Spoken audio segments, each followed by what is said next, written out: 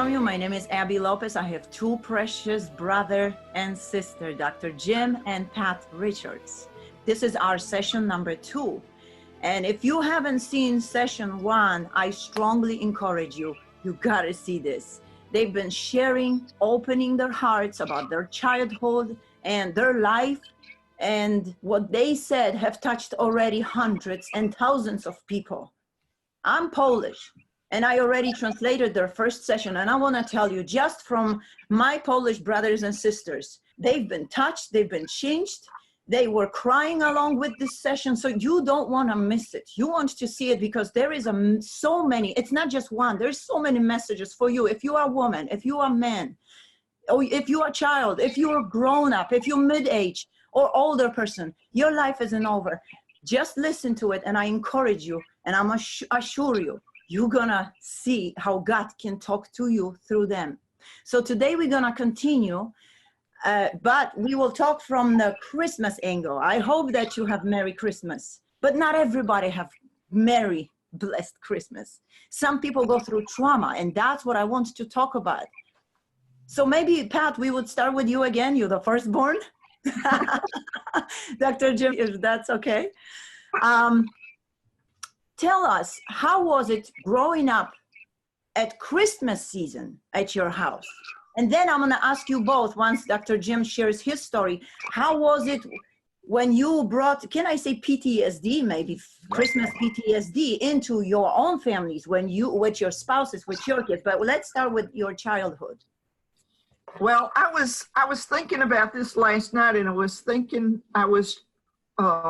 trying to remember what my earliest memory was of Christmas, because Christmas has never been an easy time for me. I've discovered that there are other reasons for this, but actually, I was doing a little meditation last night, and I remembered an event. It may be my first Christmas memory. My daddy had, I don't know, 7 or 8 brothers, and they were all alcoholics, and all of my aunts, I think he had 3 or 4 sisters, and they all married alcoholics. Mm-hmm. And I remember one of the sisters' husbands who married, we called him Uncle Paul, and Uncle Paul was the goat man, and there's a little story that goes along with that.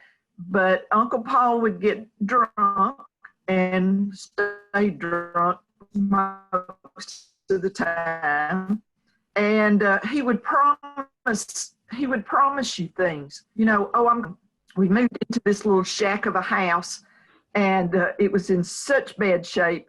But my daddy had worked on it and built a couple of extra rooms onto it. And I think it might have been the first Christmas that his family came to our house. And my Uncle Paul had promised to buy me a red velveteen dress. I wanted a red velveteen dress. And when they got there was no dress. Mm. And I remember how hard I was. I cried and cried. How old were you? Cried. And I wasn't in school yet, so I had to have been, I'm thinking about 3, maybe 4. And you remember. But I remember I promised the dress. It was I wanted a red velveteen dress, and there was no dress.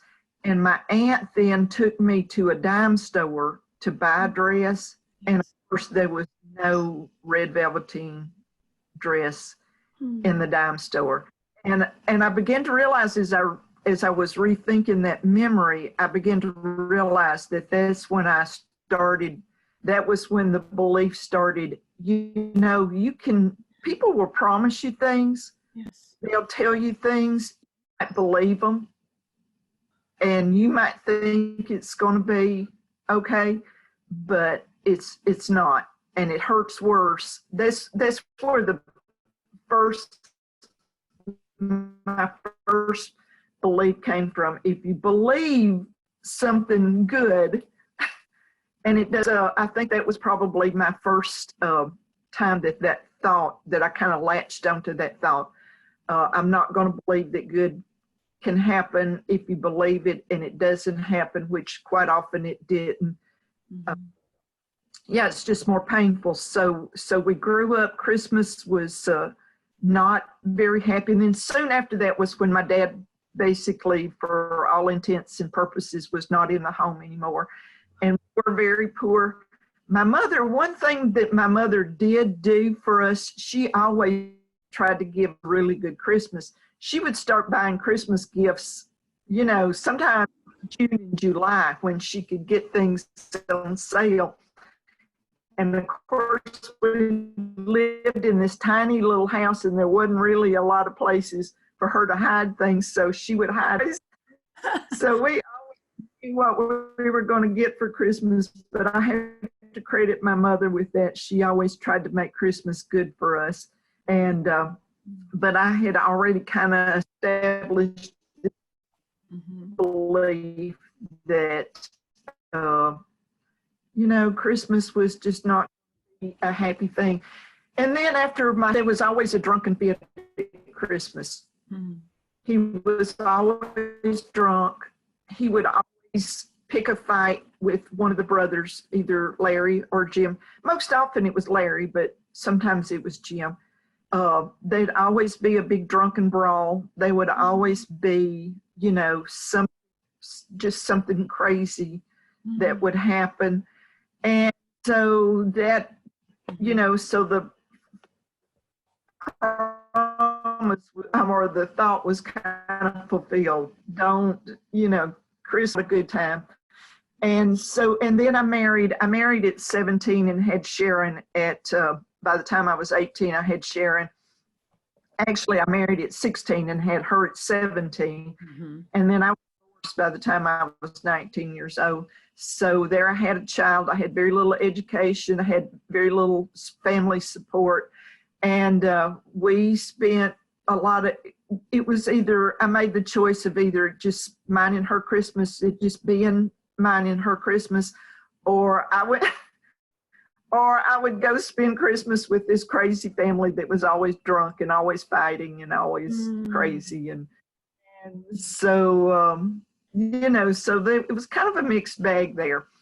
So Christmas just never, in my mind, Christmas wasn't just about the gift giving and the stress of buying gifts that I actually could not afford to buy. I did not have the money to buy. But it was this thought that Christmas was, from my earliest age, Christmas was a disappointment. But I do remember one Christmas. There was one Christmas that I remember, and I'm not sure why this Christmas sticks in my mind as the best Christmas I ever had. My mother bought me, if you really want to get on my really good side, my mother bought me a red leather purse. It was a real leather purse, and put a watch in the purse. I wanted the watch. The watch was the gift I asked for. And when I opened the box and saw this red leather purse, I thought, well, I've been disappointed again. But Mom said, look in the purse. And I looked in the purse, and there was this beautiful watch. And from that day to this day, a red leather purse makes my heart just beat a little faster. I still remember that feeling of, oh, I got what I wanted, and it came wrapped in this big, and that's a memory that I love and enjoy. So that was the beginning of my Christmas, the Grinch that stole Christmas, and pretty much, I don't know, me and the Grinch traded roles. Sometimes he was the Grinch, or sometimes the stepdad was the Grinch. Sometimes I was the Grinch. Christmas, it just never was a happy memory for me. Dr. Jim, how was your Christmas? How do you remember your childhood? Well, you know, because our dad disappeared when I was pretty young. I mean, my mother and father didn't get divorced, so I think I was in about the second or third grade, maybe. But he wasn't there, and so I mainly had just delight that he wasn't there. I'll hear people talk about going through trauma when their parents got a divorce. I had a Holy Ghost breakdown. It was like I was so glad he was gone and out of our lives that I was grateful for it. So most of my bad things about Christmas came later. As a child, we didn't get hardly anything. Matter of fact, usually the biggest thing that we would get would be a coconut. For some reason, Mom would get a coconut and put it on her stockings. We always got a coconut, one of those great big long peppermint sticks, right? One of those. Yes. 2 oranges and a handful of nuts. And that was usually the biggest thing that we got. But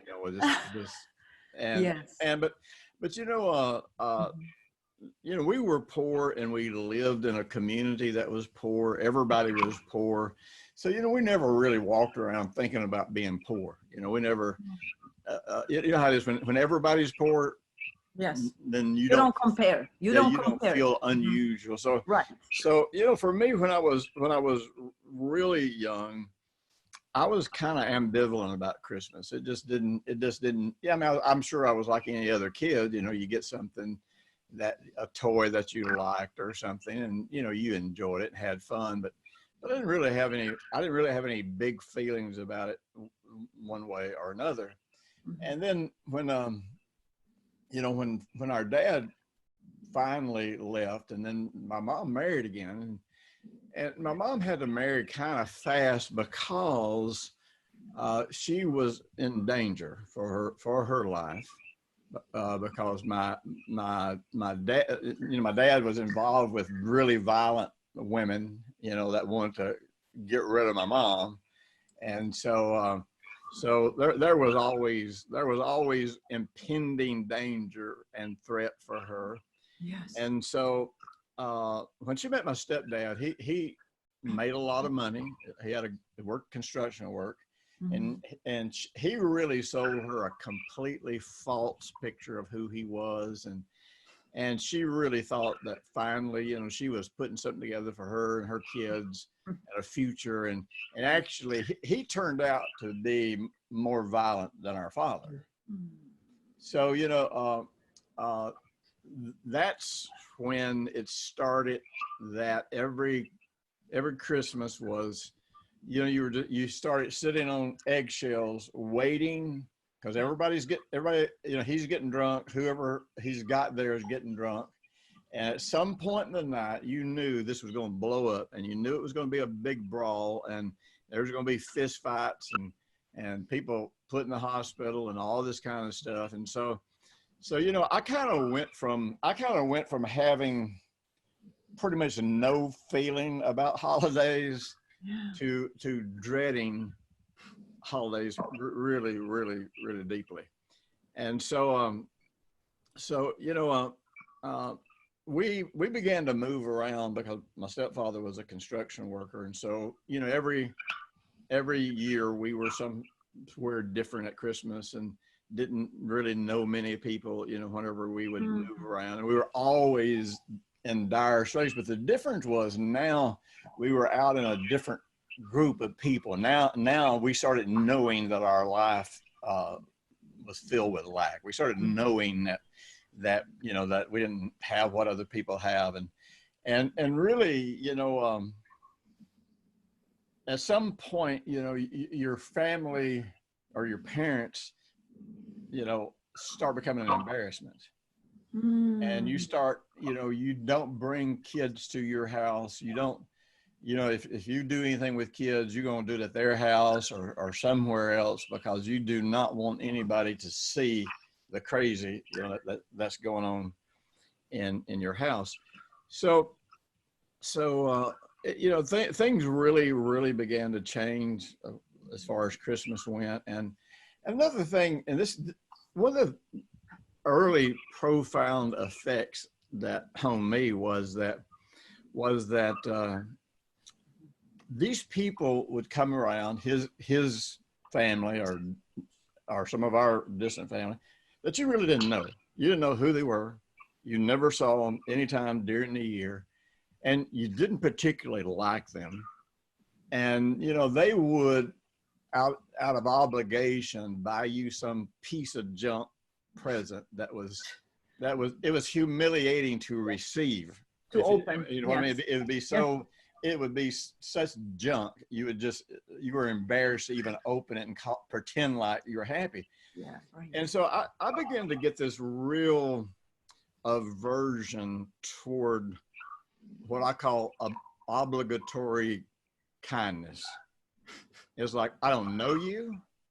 I don't like you. I don't want you to give me anything. And you know, I don't want you to pretend like you care about me. I don't want you, and because you got to remember though, I already had that survival mechanism going of I can survive alone. I don't need to let anybody into my world. I don't need to let anybody into my head. I don't need to let anybody into how I think. You know, and just stay away from me. And you know, I mean, now I knew how on the outside to manage so as not to come across that angry and all that kind of stuff. But that was what I felt on the inside. And so Christmas, it was kind of this syndrome began to develop. And the first phase of it was, you know, like I said, when there was violence and all that kind of stuff, and you just start dreading it because you know there's going to be violence. So you know that your mom could end up in the hospital on Christmas because getting beaten or something like that, or somebody was going to end up in the hospital.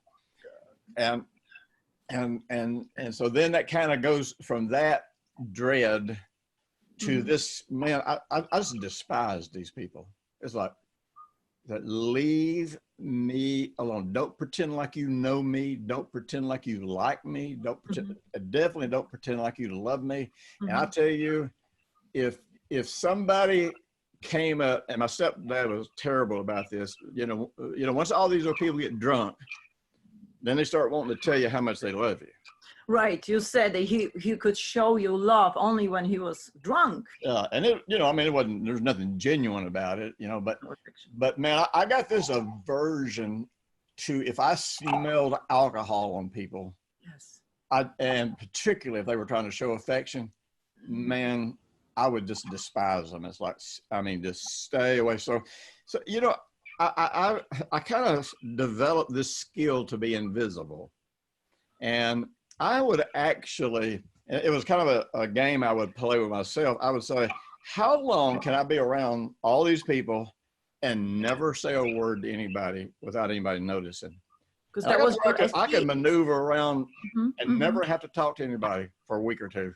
And I wouldn't say anything to anybody. I mean, I found this way just to kind of move around and not make connection, because you never knew what that how that connection was going to explode, or how it was going to backfire on you and this sort of thing. So I started just having this intense disgust for, you know, I didn't want anybody to give me a present. I don't want nothing. Leave me alone, you know, and because everything felt obligatory, everything felt insincere, and so this led me to you know, getting to the place. By the time I got on my own, which, you know, was pretty young, I got to where, you know, I would start getting drunk about November, and this is when I was 15 or 16 years old, and I'd stay drunk until about May, and just to anesthetize, and I mean, I couldn't even if I was around normal people having a normal Christmas, I couldn't stand it. I could not bear it because I was so angry.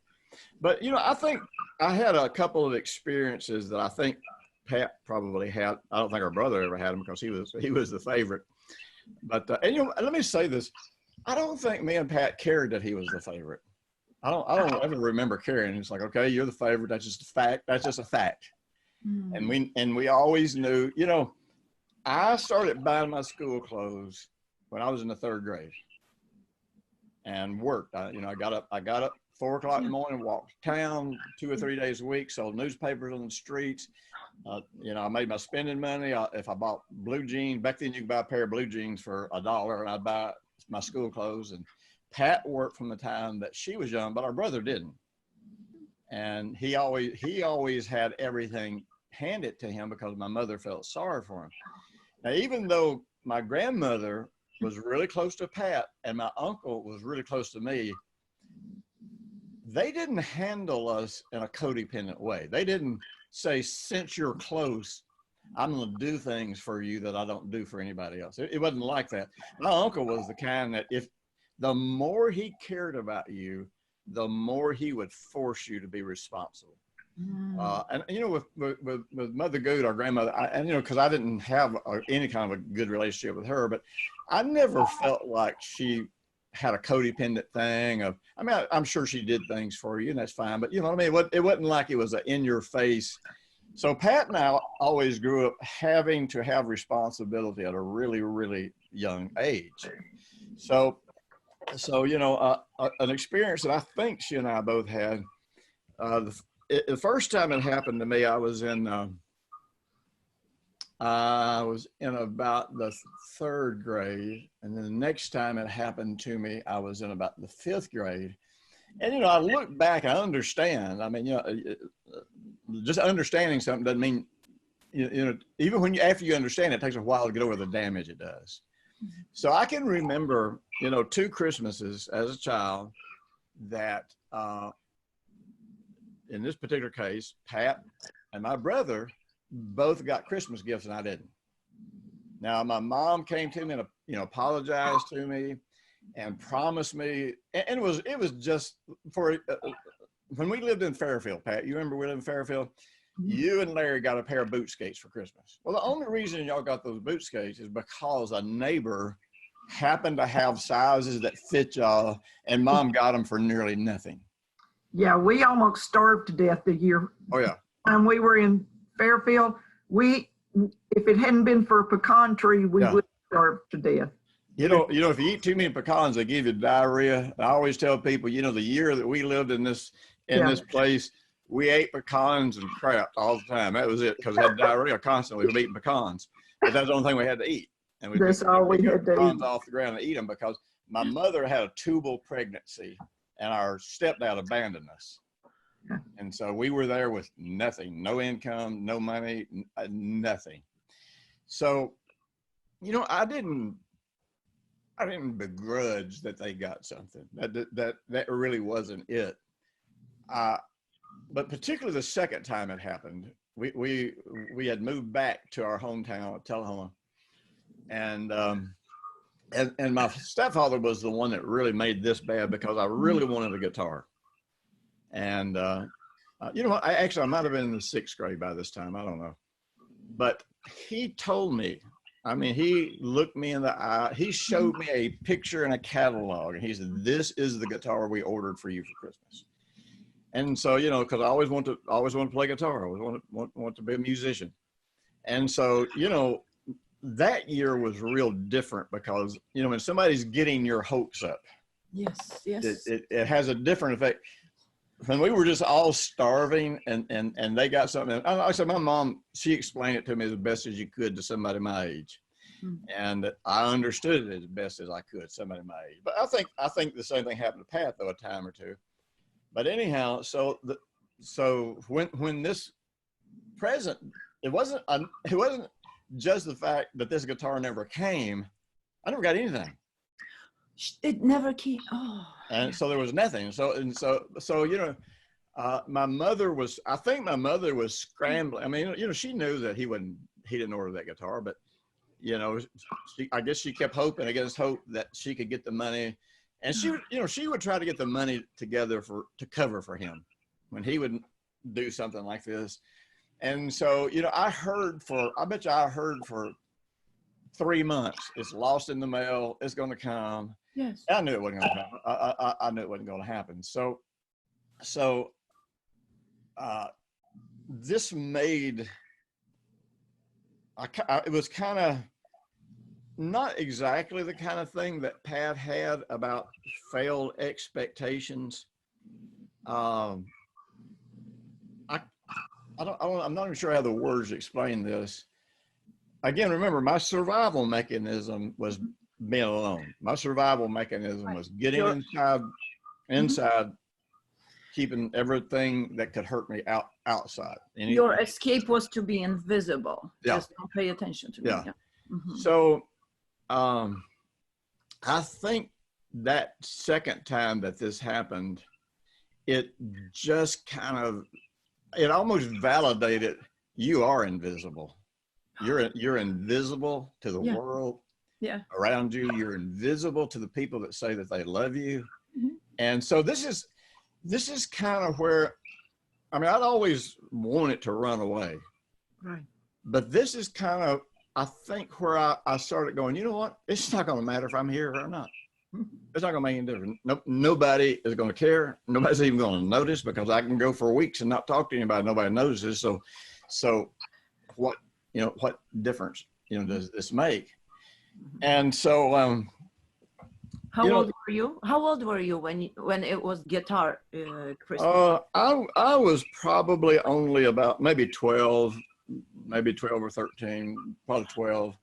And so, when I was 14, was when I ran away the first time for any length of time. There would be times I'd sneak off and disappear for a night or two, or hide out somewhere. My mother, when I'd come back, because I'd run out of food and I was so young, my mother, and by that time Pat was she was either gone or just worked all the time, and so nobody really noticed except my mom, if you know the truth. But I think my mom would kind of cover for me with my stepdad and act like that she knew where I'd been, but she didn't know where I was, And so, there's another little element in this that was a big factor in this whole invisible kind of thing. When I was a man, I couldn't have been more than four or 5 years old. And my grandmother, because of whatever her issues were with my mother, she, always tried to alienate me from my mother. And so kind of what she would try to do was, on a very subtle level, convince me that my mom really didn't love me. And that really me being there and her having to take care of me was the proof of it, It's horrible.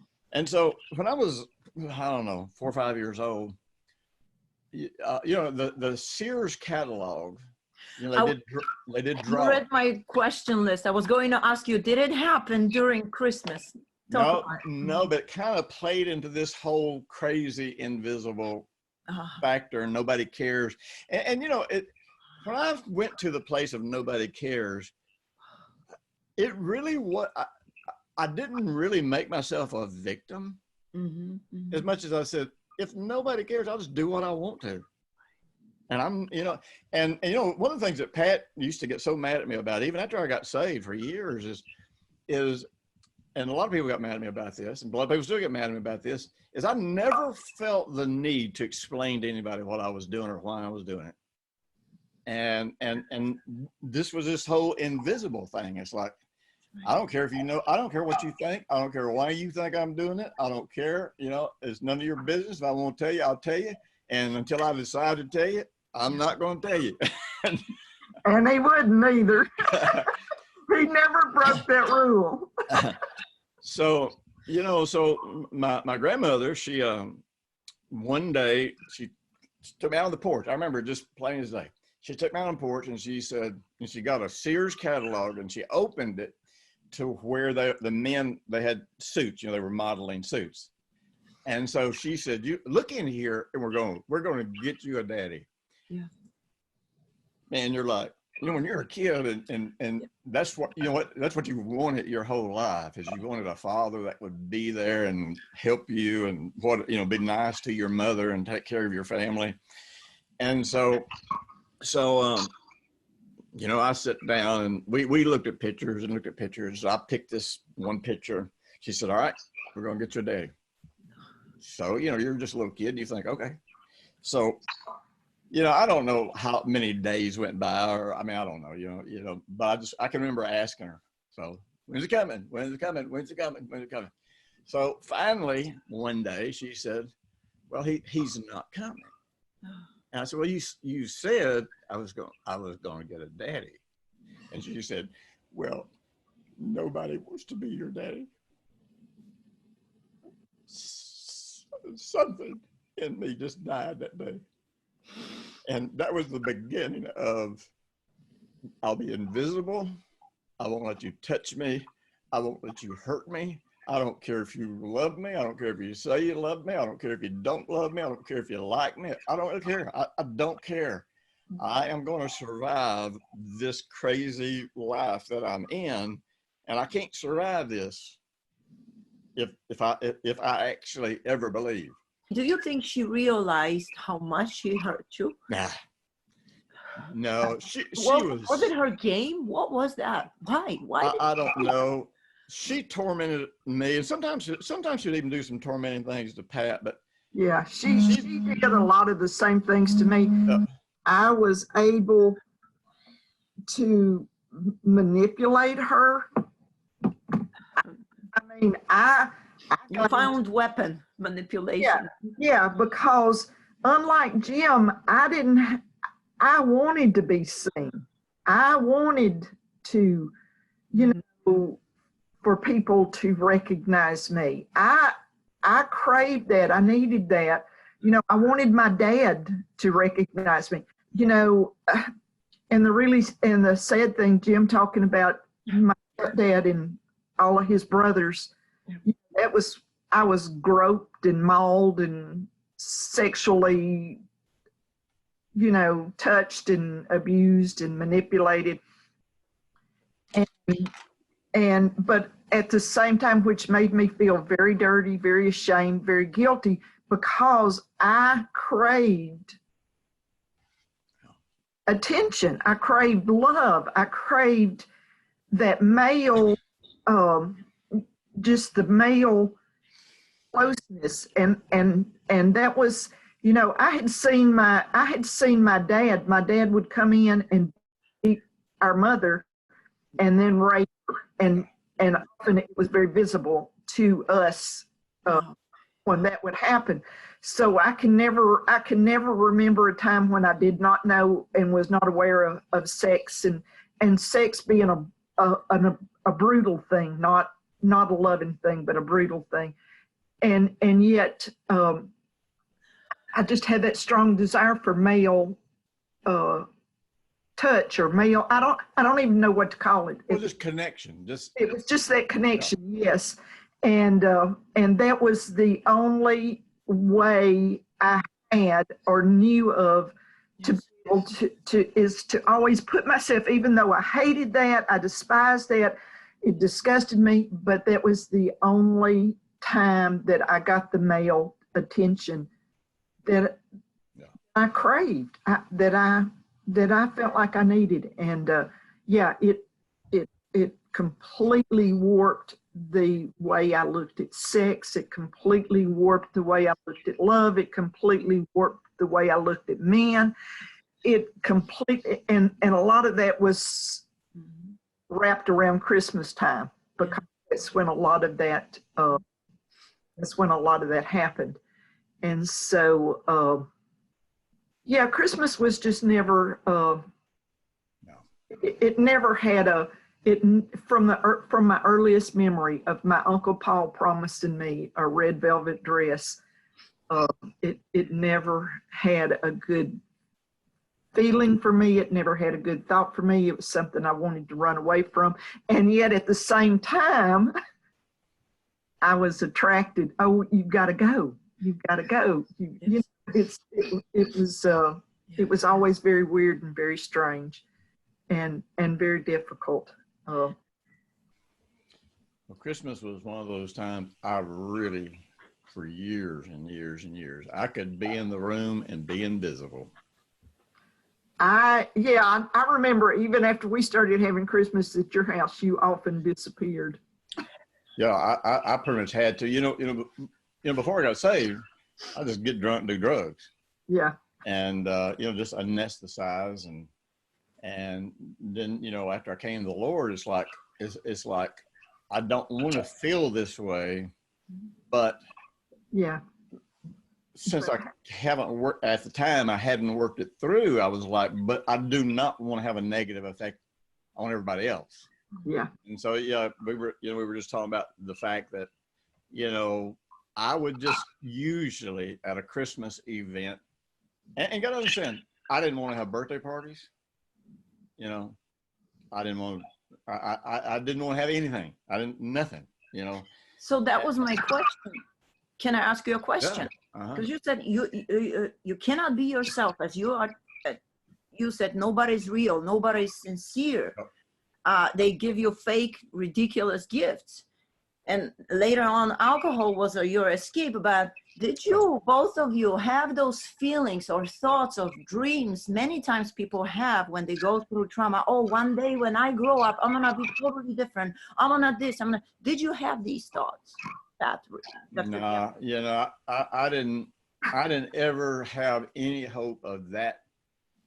That dread and that misery was so deep and so strong. I couldn't even imagine ever overcoming that. And it really became a part of my identity again, because it was part of my survival. So my survival is, and even with family that I knew cared about me, you still always had this in the back of your mind, how much of this is just obligation? How much of this they're doing just because they feel obligated to? I kind of have this thing. It's like, I didn't like to buy people Christmas presents, not because I was stingy. I wanted to buy people presents during the year when it was spontaneous and when I was personally expressing my love or my care for them. Or when I could do something special for them. But the minute it was a holiday of any kind, then you start feeling like, well, I kind of feel like I'm being forced into this, and I don't know how to be genuine in it. It wasn't that I didn't want to be kind.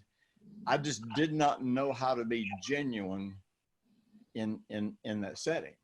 It's interesting how very much alike we are in those aspects.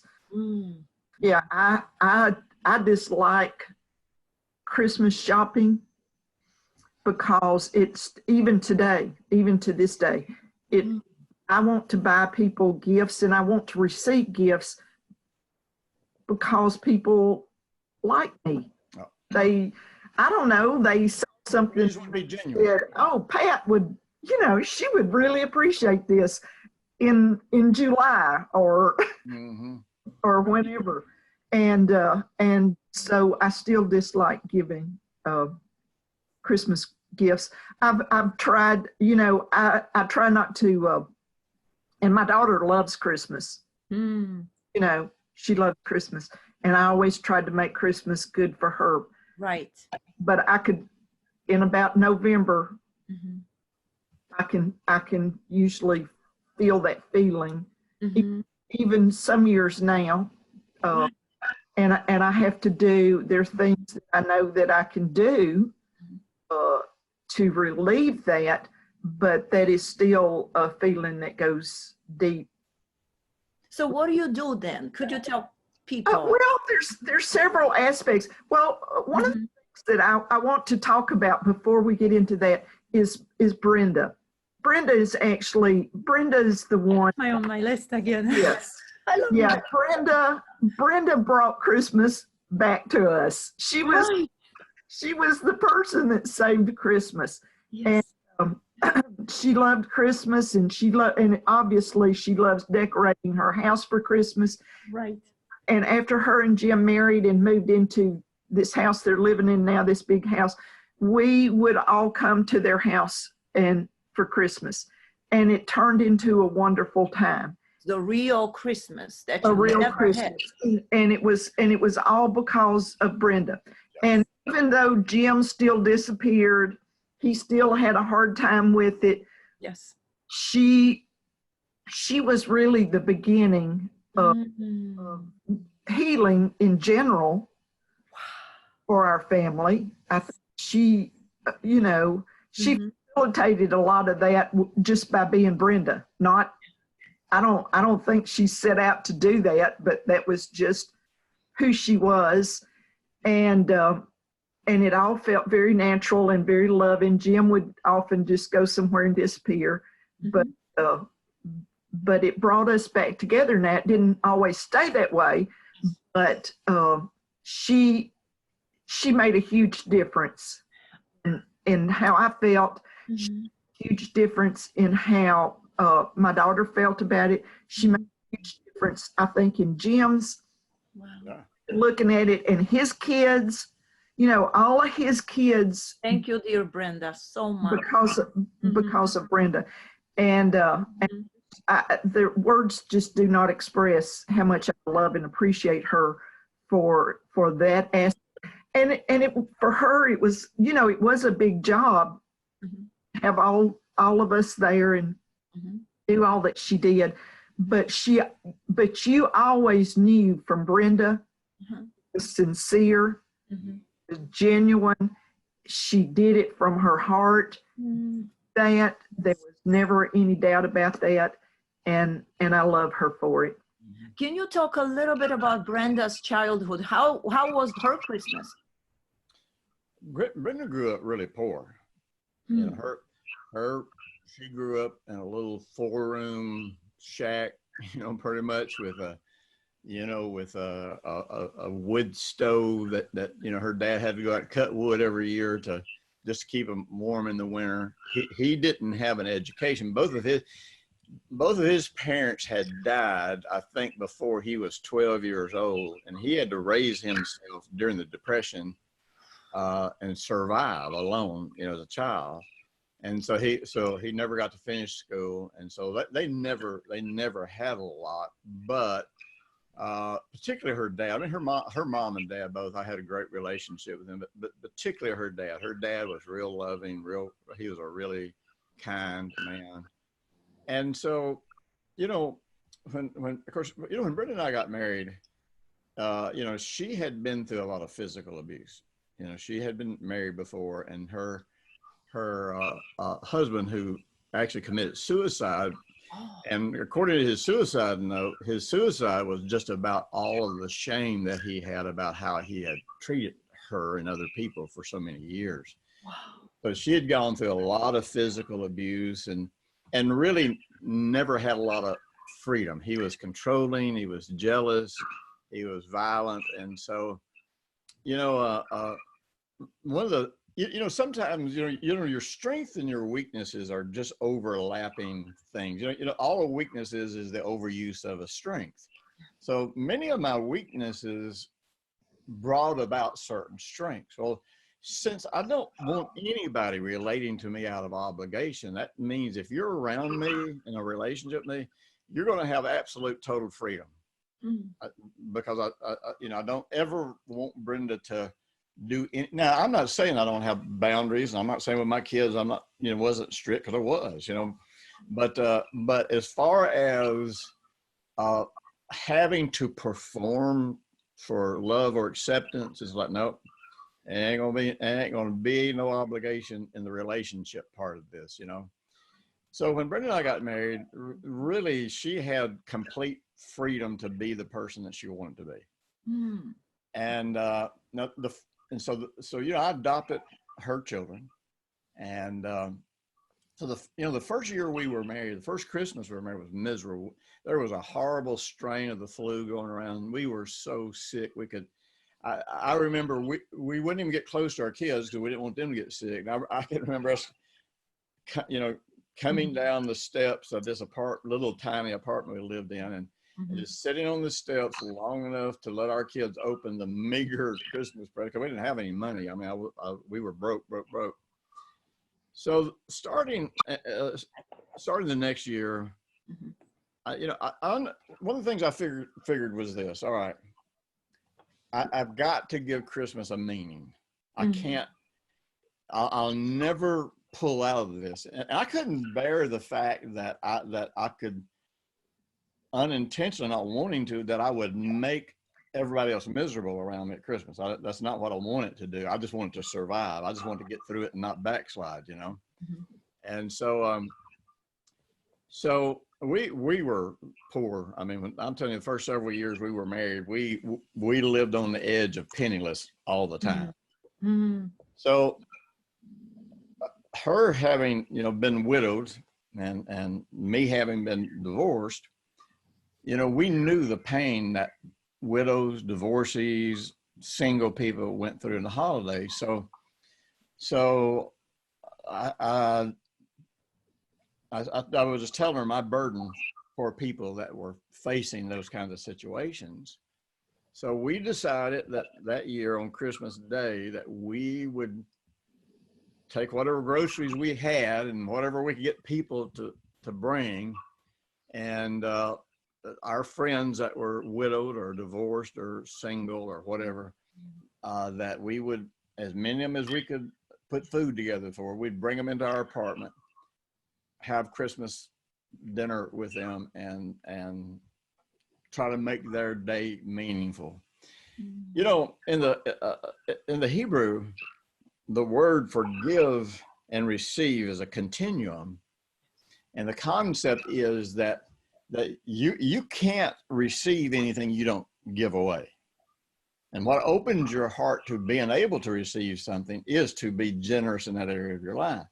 Now, I wasn't doing this to get anything back really for me, but doing this started me on a journey that took a lot of years, but started me on this journey of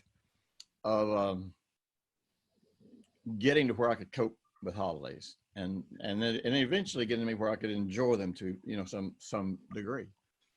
And so we started that second Christmas that we were together, and every Christmas and every Thanksgiving we would bring in as many people as we could. We'd feed them. She'd cook a big meal for them. We'd have worship. I'd share the word with them, you know, minister to them, and so her willingness to, or her desire to be hospitable was such a crucial key factor. Like, you know, she really, and she did set out as a goal to try to bring our fragmented family back together. And Oh. but it came from the heart. It was not because she felt obligated to do it. That came from her heart. No, it did. And honestly, you know, the greatest times of connection that we ever had as a family was when Brenda would turn these events into something meaningful. Yeah. It got to where on Christmas, like once we got into this house here, on Christmas, we would have about 30 people spend the night. And I mean, my brother, sister. They'd be sleeping on floors. They'd be sleeping on couches. They'd be kids stacked up in pallets.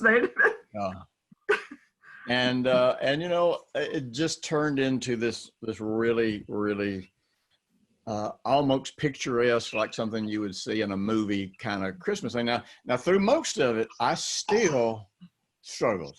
I mean, I'm telling you, I still struggle. I wanted to do it. I was all on board to do it. And I don't, this kind of sound, I don't mean for this to sound tacky, but, you know, I always thought, you know what, I can make the money to finance this, even if I can't stay in the room and live with it. And so I knew Brenda would take care of the social part of it. Yeah.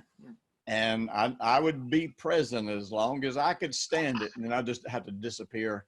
Now, when I went away, you know, in years gone by, like I said, I'd have to get high or drunk just to cope with it. It was just so miserable for me. But what started happening was that it was more about managing the emotions. It's like, okay, when I need to walk away, I'm going to walk away in a way that my kids are not going to be upset. Nobody's going to be upset. And I didn't go away and like be angry. I didn't go away and fret. I didn't go away and get depressed. I just got away. Just went away to not feel that pressure. He just went away. Yeah. And you know, the great thing was he would be there 1 minute, there'd be this big conversation, everybody'd be talking, a lot of noise, you know, a lot of stuff going on, and you look around and, oh, he's gone. We know he's, whatever. But one of the kindnesses that my family did, and Brenda, of course, more than anybody, and even my kids, but everybody nobody really tried to push me to solve this problem, fix this, get over this. It was sort of like what we talked about on the other podcast that we did, that where Pat and I talked about. We didn't really come together and try to solve our problems. We just individually grew, and then you get to where you can come back together, and there really isn't anything to work out, because most of what you work out, you got to work out in your own heart. And so it was kind of the same way for Christmas, in that neither she nor I ever sat down and had any big conversations about it. We never went through any big counseling programs for it. We just individually and personally sought wholeness for ourselves. And at some point in time, that made us more and more capable of functioning like normal people do in these situations. Yeah, it's and I was just thinking, this year actually is the first year in many years that I hadn't kind of followed that tradition of having a lot of people here, either for Thanksgiving or for Christmas. Last year, I think for Thanksgiving, I had about 15 people, and the year before that, I had about 30 people for Thanksgiving dinner. And this year, I decided that I just really didn't want to do that. Sometimes you can't, sometimes you want to. It's all right. Yeah, and it's been fine. But the happiest years of my life is just when I open my doors and say, y'all come on in. Yes. And bring a dish if you can. If you can't, we'll have enough. And I spend 2 or 3 days cooking, and I'm not a fabulous cook, so that's really a big deal for me. So, but I love it, and it just makes, that's what makes a holiday, is just people coming together, and they don't have to be related to me. They don't need to be, they don't need to be obligated to me to bring me something. Just come and have a meal, and we'll sit on the floor. We'll put, kids can eat at the coffee table. If it's warm enough, we'll go out on the patio. But I really learned that with Brenda and Jim. That's where that stemmed from, and that's really what makes my holidays today. That's if I have any joy from holidays, and I do now, whether a big crowd or not. If I get into all that other stuff, I don't. If I get into the big, I got to give everybody a gift, and it's got to be this kind of gift, and it's, if I get into that, it's I can't do it. I cannot do it. But yeah, Brenda was really and I just always want her to know how much I appreciate. We love you, Brenda, so much. Yeah. But can you talk to listeners that, let's say, went through a like trauma, more or less, but didn't have Brenda in their lives and don't know how to get out of it, and they still live it? Every time Christmas comes, they get depressed. What tips? Can you guys give them tips? You'll say something first there, Pat? No. One of the things that I discovered was light. Is how much light I'm getting is a big factor for me. And I began to read some articles several years ago about the importance of getting enough blue light in the daytime. And so I actually bought, they're not real expensive. I bought some light bulbs to go in my lamp to get blue light in the daytime, and then I can turn it to a softer light at night, so then I don't have as many problems sleeping. But that actually has been a huge step in the right direction for me, just to get enough light. And when it is bright outside, when the sun is shining outside, I try to get out as much as I can. I try to open my windows as wide as I can. you know, and the health things, doing. Buy a dog. Have a dog. Walk him. I have a dog. I do, and she gets me out. Giving tips to people. Yeah, she gets me out. I never intended to have a dog. I had foster kids, and after I quit taking care of foster kids, I said I did not want anything else I had to feed or clean up after. but this little dog came into my life, and we have traveled. We've been to Texas 2 or 3 times. We've been to Cincinnati. I don't know how many times. We've been everywhere together, and she travels, and she's a great companion, and I love her. And so yeah, dogs are wonderful. You know, and and opening my doors to people, just saying, you know, I'm not going to get into the obligation part. I'm not going to pressure myself into feeling like I've got to go out and do all this, spend all this money that I don't have, and that I resent having, you know. But if I want to give somebody a gift, I give them a gift, and I make a lot of my gifts. And that, you know, that's just fed my heart. It makes it worthwhile. You know, one of the primary things that feeds depression is self-focus. You're always looking inward, and therefore you're always looking at the things that you have to feel sad about, the things. And so depression is a cousin to self-centeredness, even if the problem is legitimate. So no matter what we're facing, no matter what kind of problem it is, a part of the cure is to always get outside of yourself. And so, you know, I don't even, we usually keep these on my website for free. I don't know if they're still listed for free, but I have a real short little 3-message series called Creating Happy Holidays. Yes.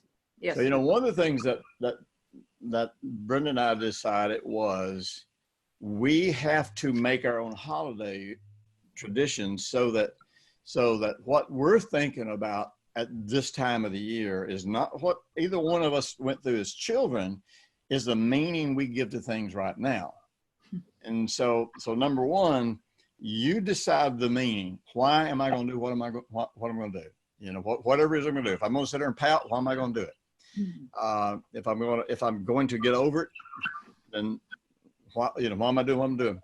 And so, you know, reaching outside of ourselves and doing stuff for other people, man, remember, you cannot, the universal law of the seed, which is the one law that governs all things that exist, is you cannot grow anything that you don't plant a seed to grow. And in our heart, happiness grows when we are making others happy, not for the sake of us, but for their benefit. When we walk in love, and it does something in our heart that makes us capable then of receiving the good, of receiving the love, of receiving the encouragement, or whatever it is that we need to receive. Yeah, you know, as a heart physics coach, I get a lot of phone calls from particularly women. Some men will say this to me, but this is not something most men say to me. But women will call me and they say, you know, I just want to be happy. I'm not happy. And so, okay, so my first question to them is, okay, what makes you happy? I don't know. I don't have a clue. See, that's the codependency, because we have spent so much of our lives thinking about how to make everything else work, how to fix everybody else, how to control our kids, how to control our husband, how to, you know, keep the world spinning. We have never become aware or thought about. And in my case, I said I spent my whole life in survival mode. How to stay safe, how to keep myself safe. Till I always said I had no emotional space in me to think about those things. But you got to know what makes you happy. I know what makes me happy. Meditation makes me happy. Spending time with God, just in a quiet place, just allowing that love to fill me and feeling his presence, his warm presence. That's where I get that male connection. Even today, that's the male connection that I always craved and wanted. And I feel that I go into that quiet place and I just feel that and I take that with me, and I know that makes me happy. And I know that talking to my daughter and connecting with my grandkids, and most of the time that makes me happy. Not all. There's times that does not make me happy, but most of the time it does. But I'm, doing my crafts and my hobbies, that gives me a sense of accomplishment, and it creates things that other people enjoy, and that, and so you have to know what you can do. You cannot wait for somebody to come into your life and make you happy.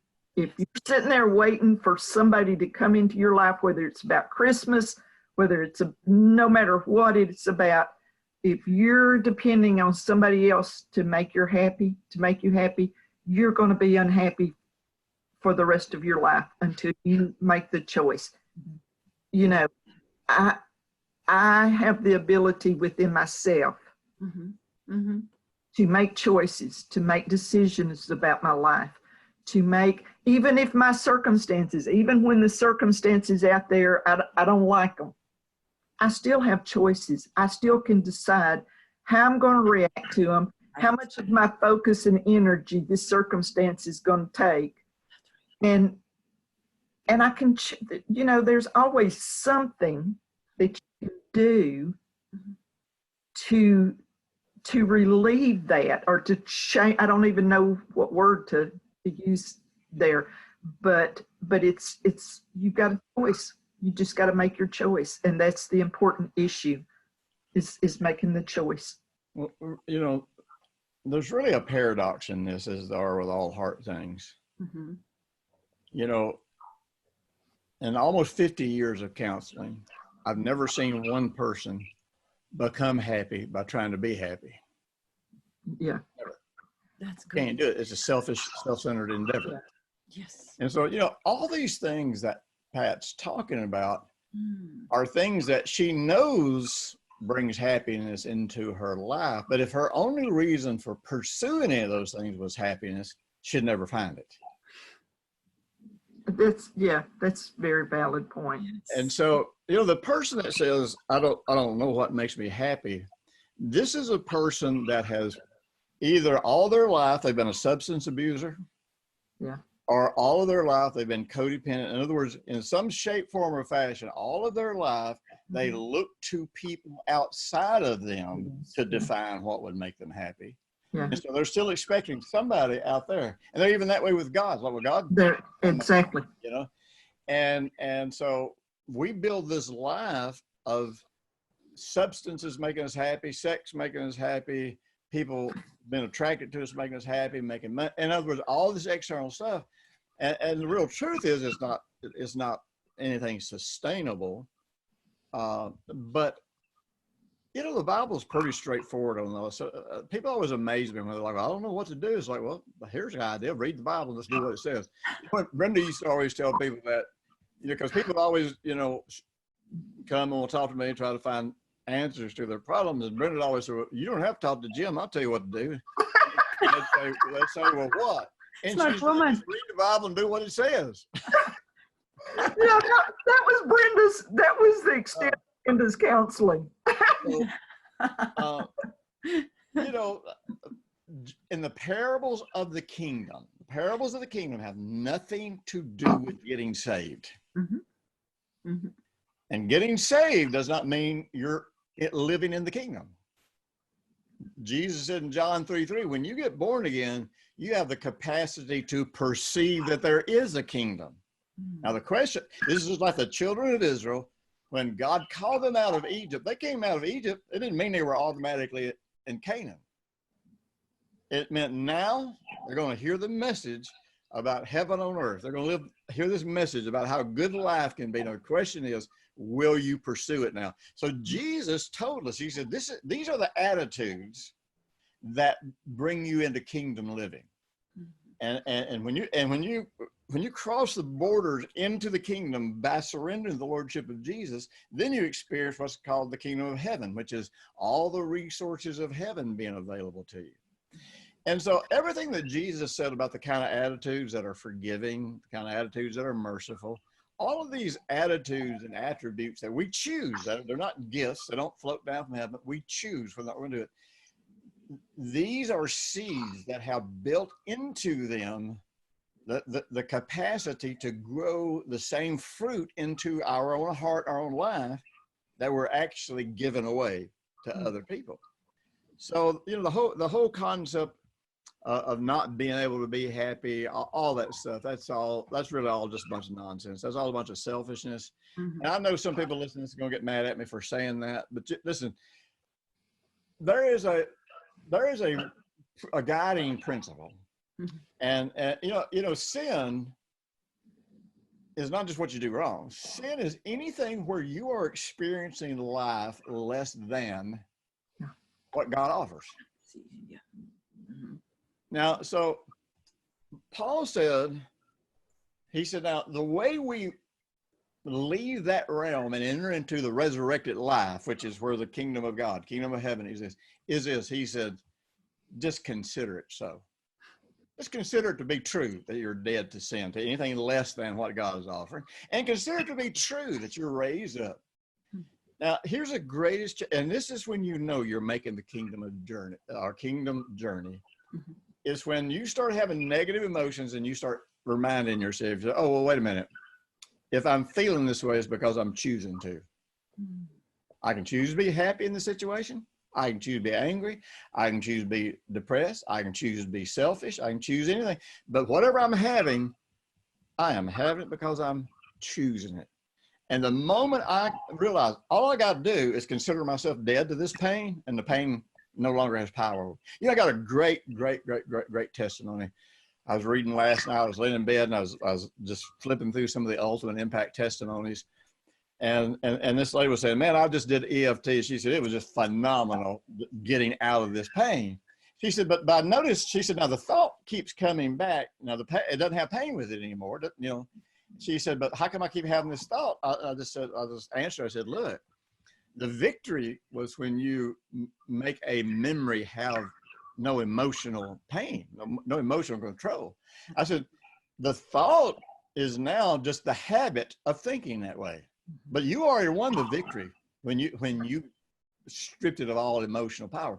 You know, I have a lot of thoughts, you know, but they don't have strong emotions with them. So it's like, okay, I'm not goodbye. I'm not going to think that. And so people who make this kingdom journey, they start realizing I'm living the life of my choice 24 hours a day, as far as how I'm feeling internally, as far as what's happening inside me. And so, you know, it's just kind of like believe what Jesus did at the cross, or believe something else, but you're going to get the fruit of whatever you believe. Yeah. Yes. And it's so definitely about making a choice. I started making these choices before my life produced any good fruit. My life was still producing the fruit of all the horrible choices I had made. People were gone, and I was broke, and I was sick, and my life was, and I was in such desperate choice. I just started making choices. One of the first choices that I decided was I had not laughed near enough in my life. I was, however that, you know, and I had heard a story about a man that healed himself from cancer by watching silly movies and laughing. And I found myself a silly sitcom and would force myself out. I had begun to have pneumonia, almost died from pneumonia twice in 1 year, and was having pneumonia on a real regular basis. And I realized for about 3 years in a row, I had pneumonia at least once or twice every winter. And realized out of that, I'm not breathing. And one of the thoughts that came to me was, if you laugh, when you laugh, if you really do a deep belly laugh, it gets air down in your lungs and clears your lungs out. And so I just made that decision.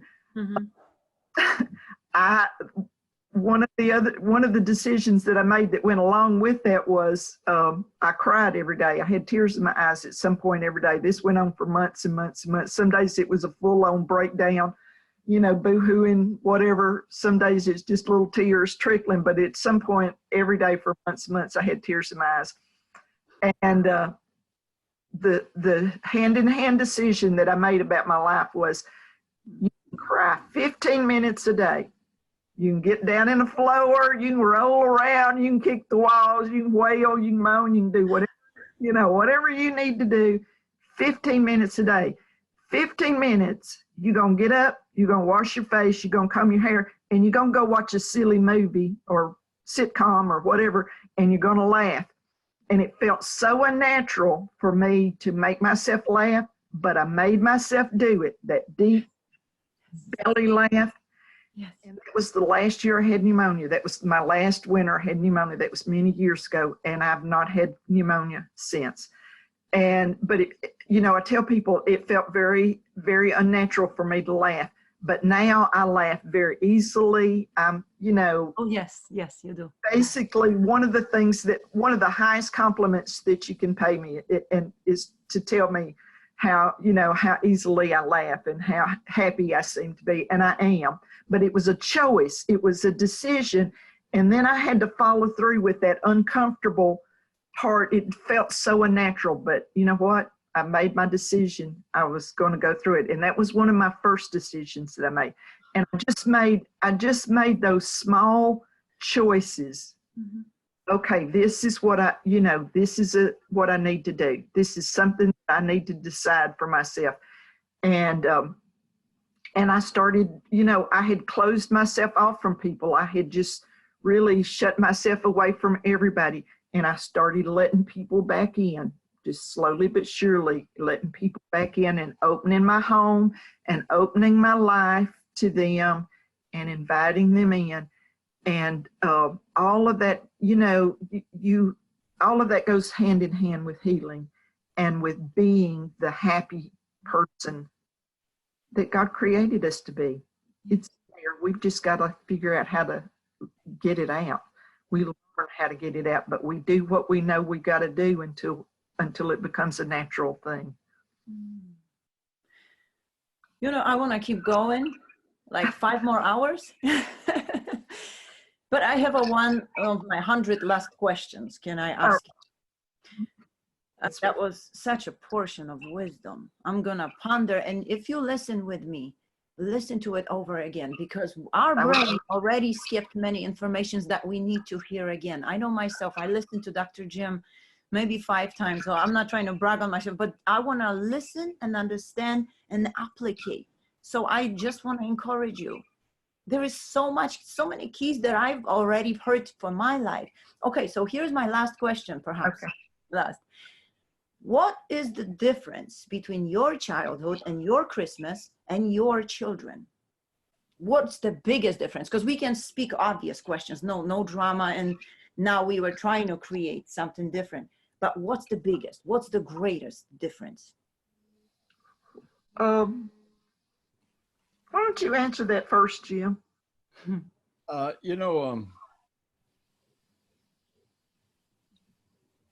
decided, I remember I talked earlier about what are my purposes in doing this. And I'm a pretty deliberate person.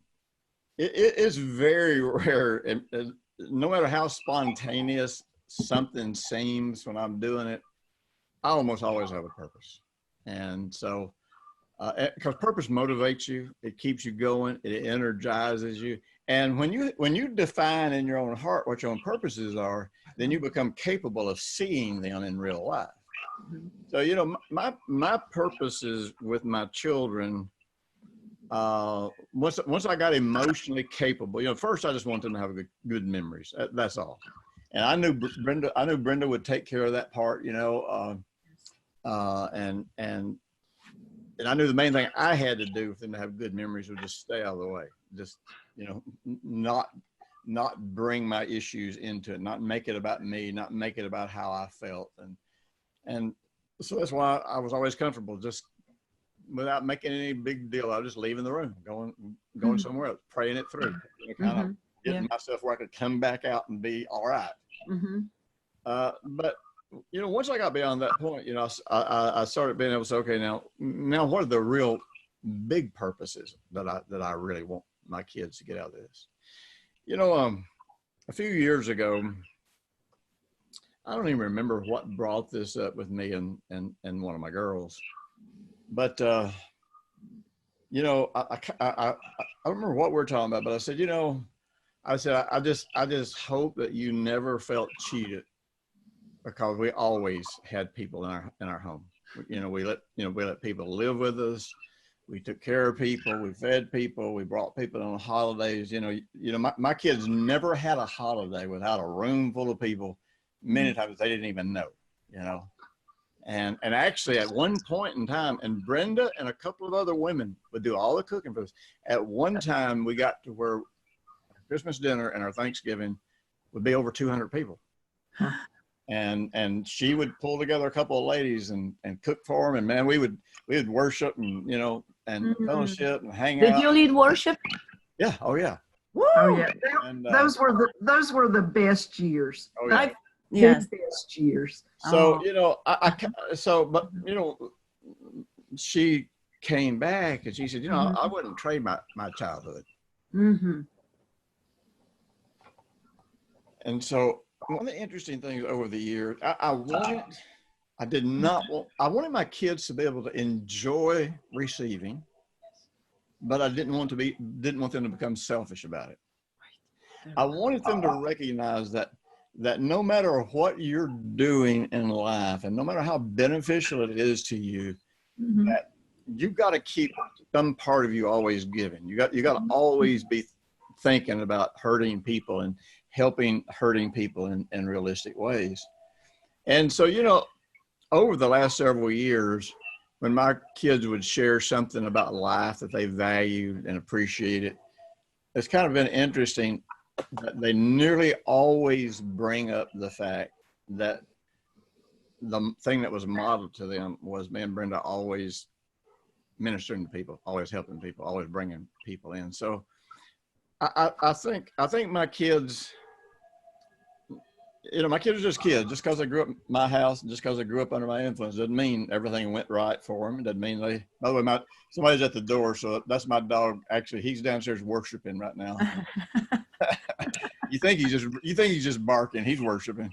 Yes.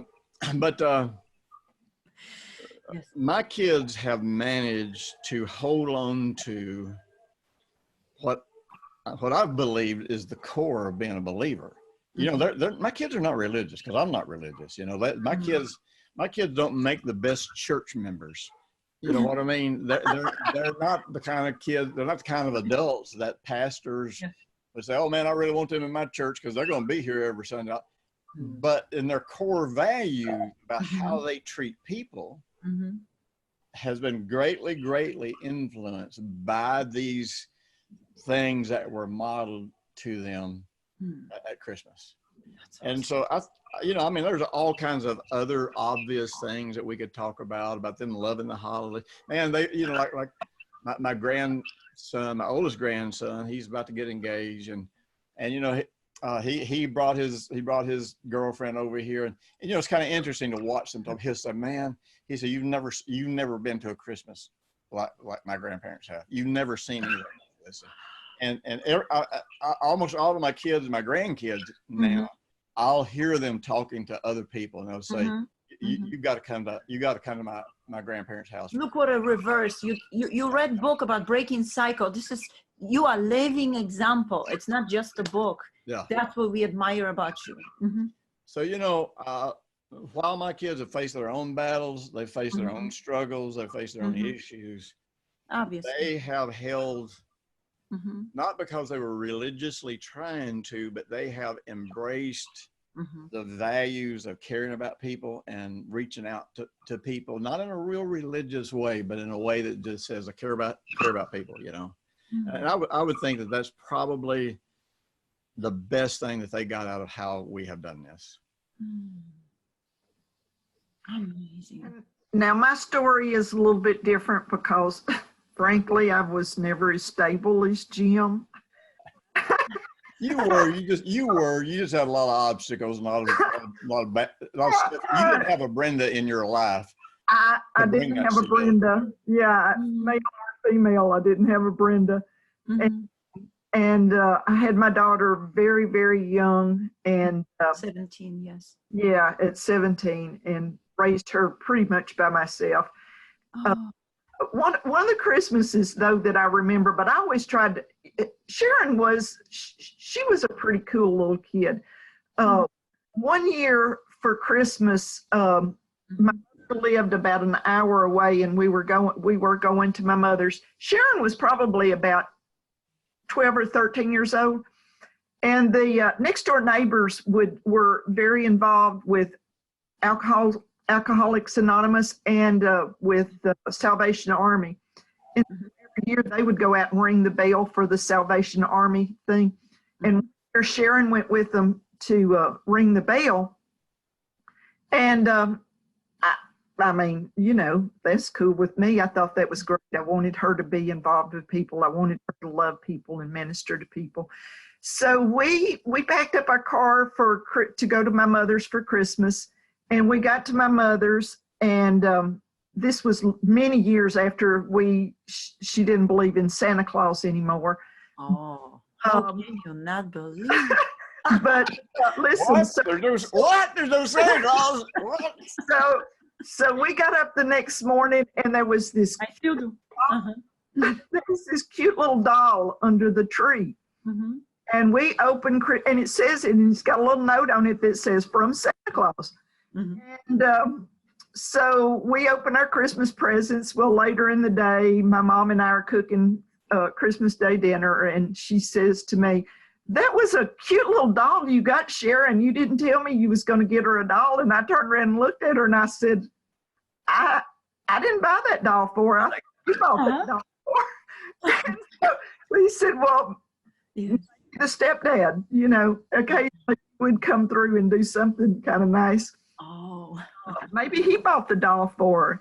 And so we questioned him. He didn't buy the doll. We didn't know where the doll came from. So about that time, Sharon comes back into the room, and she said, well, the doll was from Santa Claus. And she held on to that story for I don't know, a long time. What she had done when she had rang the bell for Salvation Army, they had given her this doll. She didn't tell me that she had the doll. She slipped the doll into the car, without me seeing it, in the middle of the night, and went out and got the doll without me knowing. She was out rambling around. Oh, a little smart girl. And put the doll under the tree from Santa Claus. So Christmas was obviously, it protected her from some of my Christmas craziness, you know. And I had worked real hard to do that. I tried, you know, I put a lot of effort into protecting her as much as I could from that. Didn't protect her from all of it, but I protected her from as much as I could. Abby, can I introduce something about the Santa Claus issue? Yes. Because a lot of Christians, you know, get all freaky about all that. When our kids were little, we let them and wanted them to believe, and we had very definite reasons for that, because we wanted them to have this idea of supernatural, so to speak, that was beyond their control. That's good. Talk about it. But what we did so that didn't turn into a disappointing fantasy was at some point in time with our kids, we would sit down and we would say, now, I know that you're old enough now, that the kids at school are saying there's not a Santa Claus, all that kind of stuff. And we would say, you know, and there's really not one like they believe in. And we would say the truth is, we are your Santa Claus. And we, out of our love for you, and out of our desire, you know, to you know, for you to enjoy life, we get these things to you. And, you know, we would kind of give them this idea of like, is like the whole idea of Santa Claus is more about an attitude and a spirit of love and giving. And we're giving that to you, and it is supernatural. And, you know, we would kind of make our kids realize if Jesus hadn't come into our lives, you wouldn't be having this kind of Christmas. You wouldn't be having the kind of life you're having. And because of what God has done in our hearts, it is supernatural that you're getting these gifts every year, and that I'm even able to make the money, you know, to do this. This is all about God working in our lives. Grace. So Yes. we wanted them to believe in it, but then we wanted to take that belief and shape it into something really unique and special. Yes. And let me say this too. One of the, again, we could go on about this forever. One of the things about creating new traditions. Keep going. Our Christmas dinner now for our family and friends is we just cook chili, have crackers, soups, and so people just come in, and it's not like a big formal Christmas dinner like we used to cook on Christmas Day. And this makes it easier. I've tried to get Brenda to scale down for years because she just works so hard at this stuff. Then what we do is then on Christmas morning, we cook a big breakfast and invite our kids and all these people back in. And so, you know, a part of what we have done in that morning breakfast is like, I will share the gospel of peace. I'll just take 5 minutes and try to give them something meaningful about why Christmas is important and that sort of thing. So, you know, my thing is this, you can be, I really want to use some bad language here, but I'm not going to. You can be a hard nose. You be a hard nose and let your kids know what all you're against. We don't do Christmas because that's the day of the sun god and all this paganism. No. Well, all that's true. But you know, the whole 14th chapter of Romans explains that the important thing in all of these ceremonies is what's in your heart. And Paul explained that people that struggle with these kind of things are weak in the faith. And I mean, Paul ate meat sacrificed to idols. Come on, you know. And so you can raise your children about what you're against, and they will be mean, bitter, cynical adults when they grow up. And they'll be mad because other kids have normal Christmases, other kids have celebrations. Or you can say, you know something, this is why everybody else does this. But let me tell you why we do it. And you can turn everything that you're doing in the holidays into a teaching opportunity to model something to your kids that they'll take with them the rest of their life. Right. And the other important factor about that, Jim, is it keeps you connected to your kids. It builds that important connection, because if you're against everything and life is just always hard, and you know, that's what we grew up. That's how we grew up. And look at the effect that it had on us.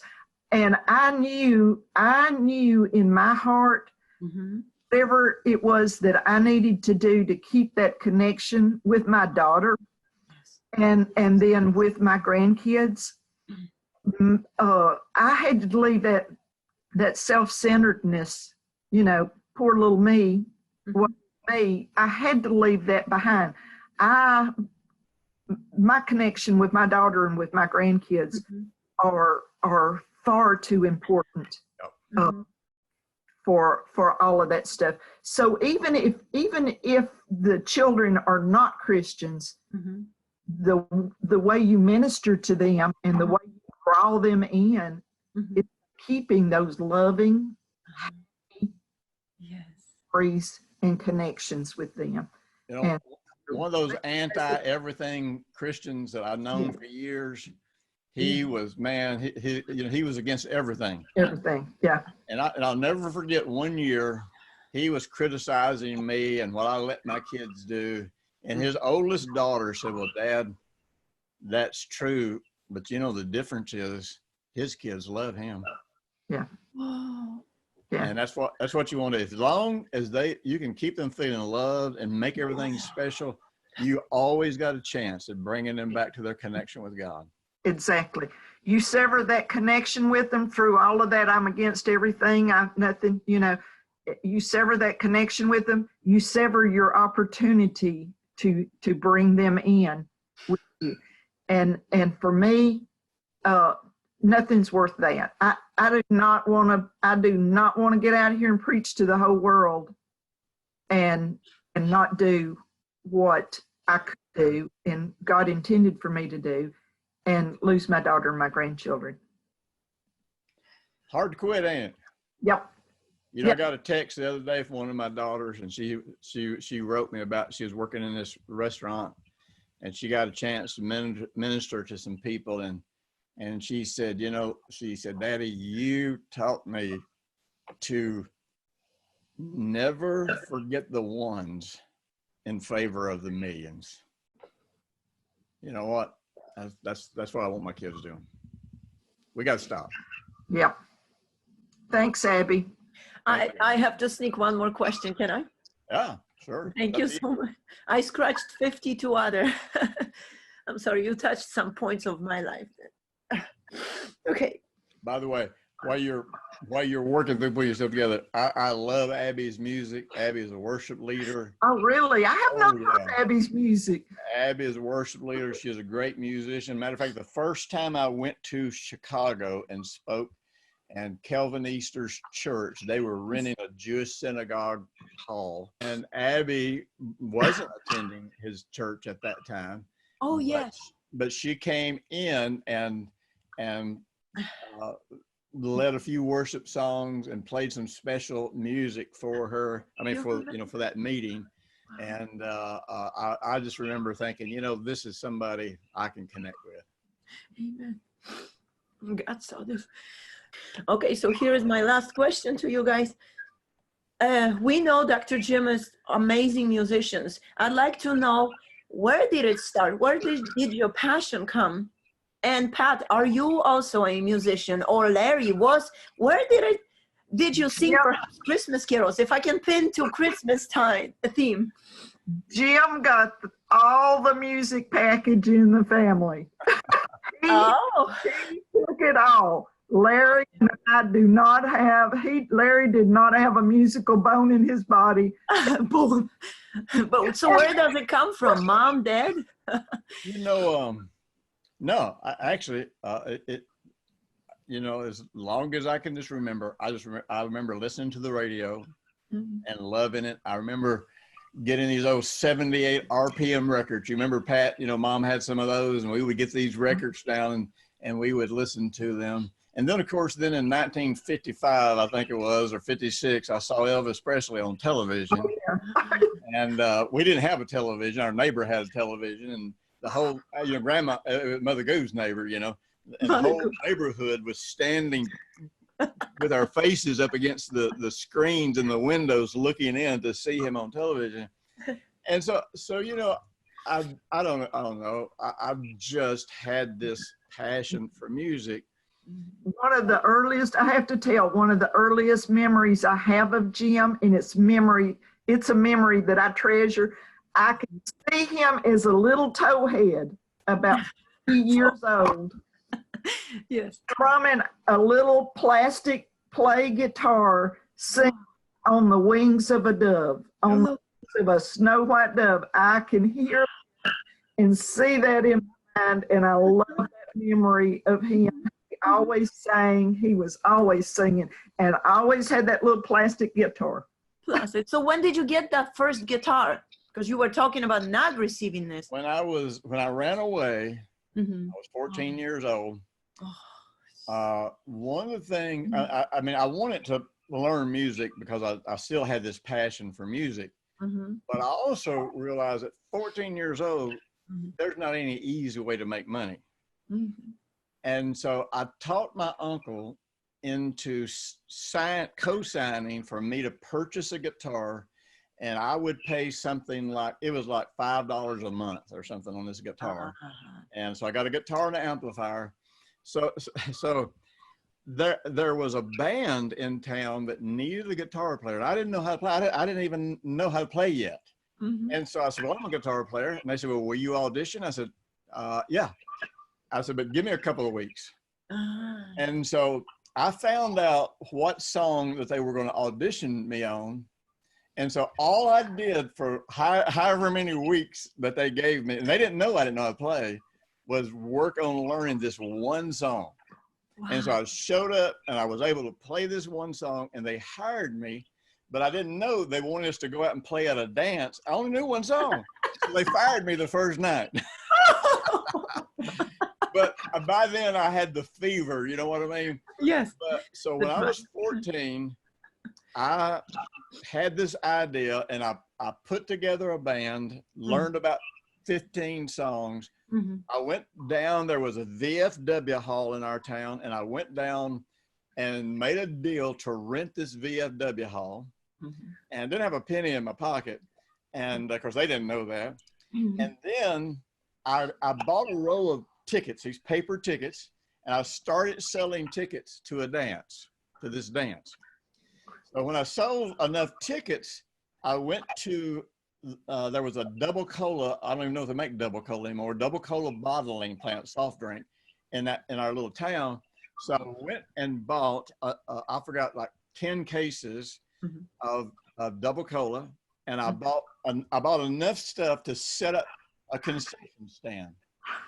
And so I put this dance together, and I make enough money off of it to pay the rent on the hall that we rented, to pay for all of the concessions, and then I still made money. And so I thought, this is it. This is what I love doing, and I can make money at it. And so I started making money as a musician at 14 years old. Even I was terrible, a horrible musician. But so I played, you know, for years. You know, I ended up playing in clubs and all that kind of stuff. And actually, you know, when I got saved, drugs were such a part of my music life that there was some music, if I listened to it, I actually got high just listening to it. And so I really had to stop playing for a while. I just had to absolutely, totally quit. Not because I thought it was of the devil, not because I thought everybody had to quit, because of just the way it messed with my head.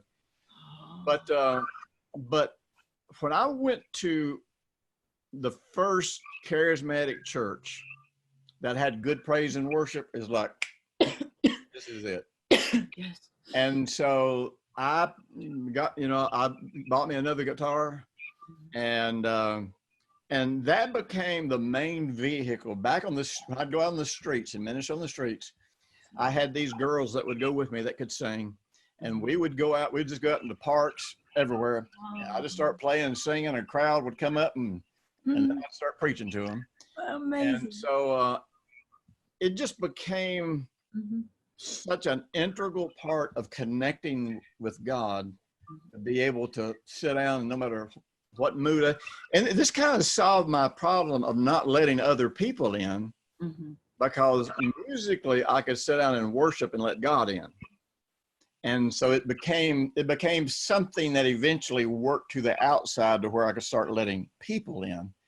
So, you know, I've often said this. I don't even know how people who don't play music, I don't even know how they make it to heaven. You know, it's like, because, you know, when they get discouraged and beat down, what do they do to get encouraged? You know, David, you know, you pick this up by, you know, David would encourage himself in the Lord, man. He'd get out his harp and start worshiping and playing, and you know, and like Saul, this tormenting spirit would leave Saul. I'm like, I play letting my tormenting spirit to leave me, you know. So no, it just has been a love, but the main love for me is the way it simplifies connecting to God in my heart. So what was it sort of, can you call guitar like your medication or tool to get healed or release something inside? Oh, absolutely. And, you know, I don't think you have to be a musician to do it, but but it That's a good thing.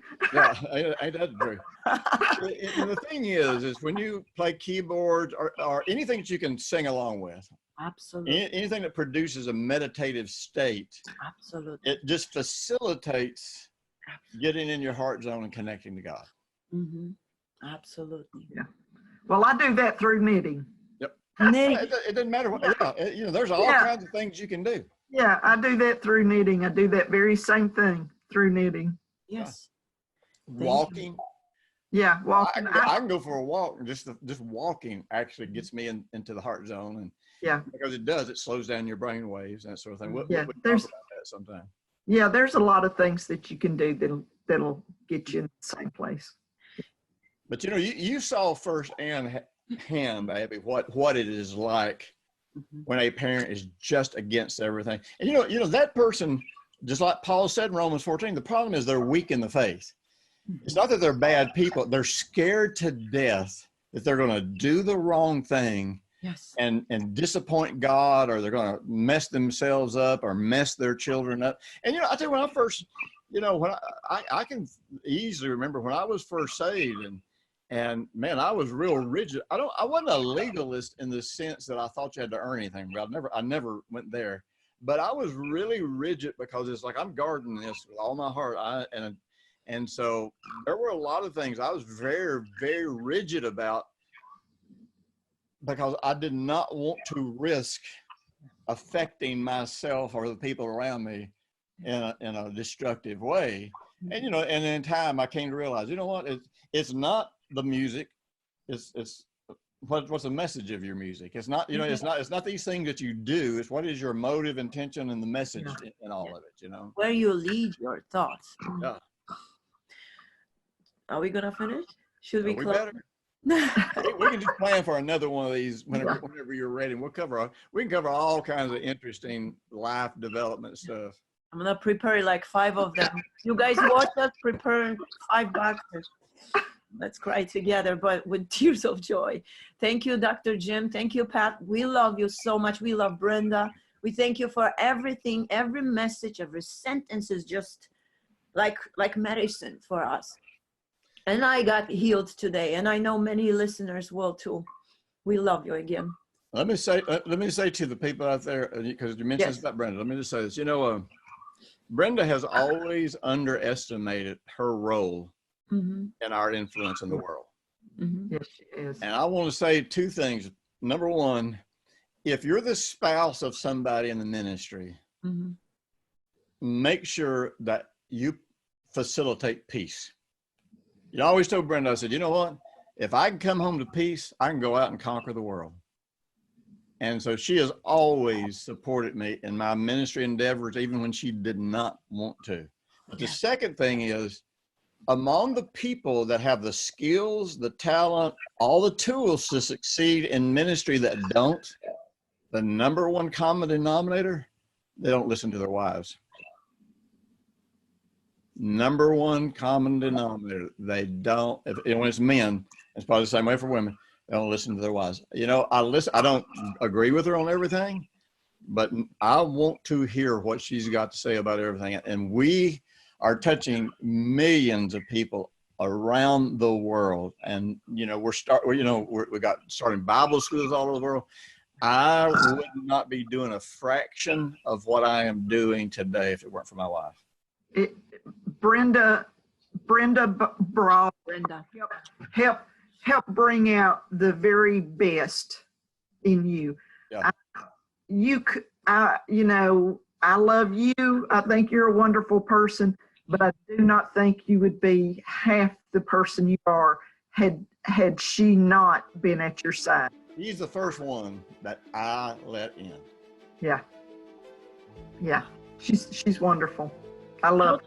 How do they say it? Yeah. Behind every man stands good wife. Oh. Yeah, behind every good man there stands a good woman. Absolutely. Yeah. All right, Merry Christmas, all you guys. Bye. Thank you so much. Have a good one. Bye-bye.